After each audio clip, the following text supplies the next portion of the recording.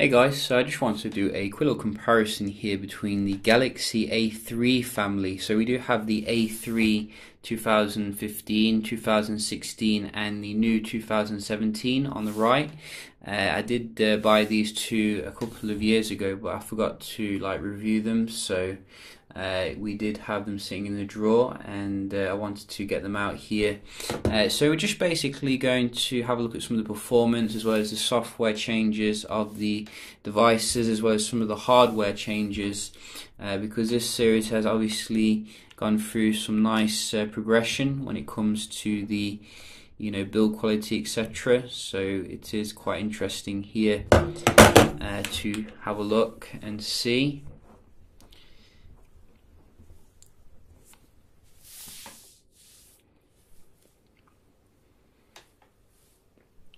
So we would expect the new phone to boot on first, hopefully. Oh, and we do have it booting on first quite significantly actually, which is good. And we do have the older ones a little bit slower, but still not too far behind given the older TouchWiz on the phones, which is the main thing which I do criticize Samsung for a lot, because they don't seem to keep things very consistent when it comes to the TouchWiz.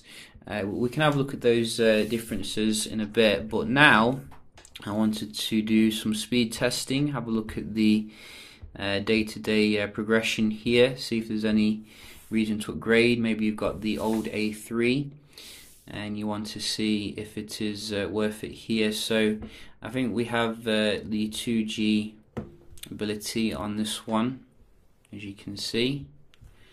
So we're just going to do the speed test.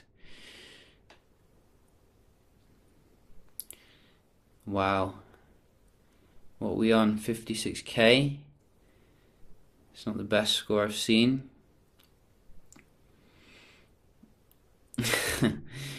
Maybe it's just having an off day, the old A3, because I've not seen it that low before. We do have A3 2016, which does support, I think, 5G, or doesn't it? Actually, I don't think it does. No, it doesn't. So you are capped at the 2G speeds there, as you can see. But the upload is very decent nevertheless, and that is promising.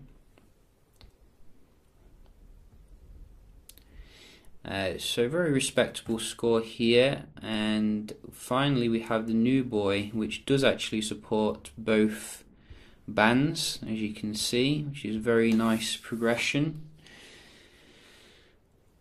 And what can you give us? Wow, so very decent score here. Wow, that is nearly 3 times as fast as the 2016 model. That is very nice.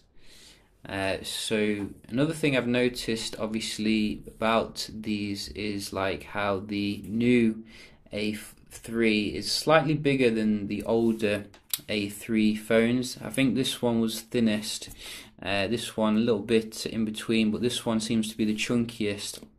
But nevertheless, the build quality is very nice. We're just going to have a look at the Geekbench as well. I will fast forward this so you're not kept waiting. Do we have the Geekbench? I don't think we do. So it just puts it on this device.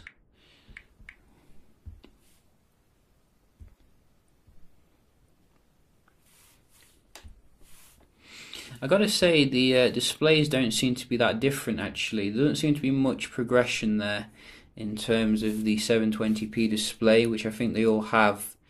Maybe it would have been nice to bump it up to full HD, but nevertheless you can see the actual memory and specs are very similar. 2 gigs of RAM in all of them.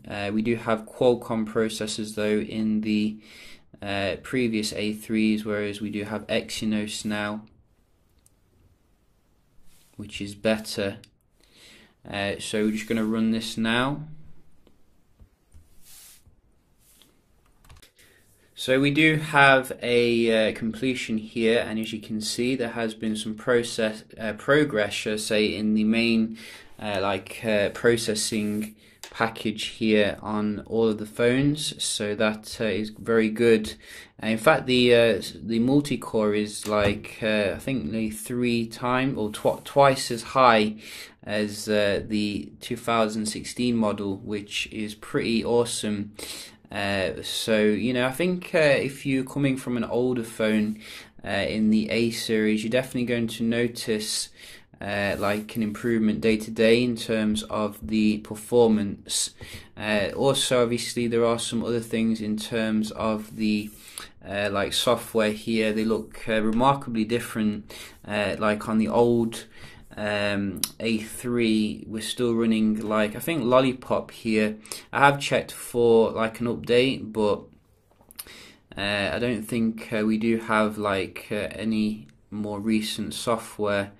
In fact, actually we're running Android 6.0.1. It looks like Lollipop though, it's so similar to what it used to look like.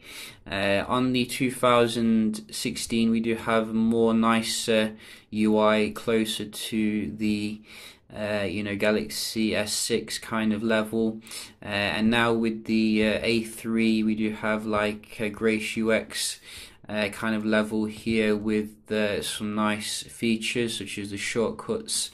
As well, you can see the weather is much cleaner in the top left hand corner, which is good. We also have Type-C now as well at the bottom, and slightly rearranged for the speaker.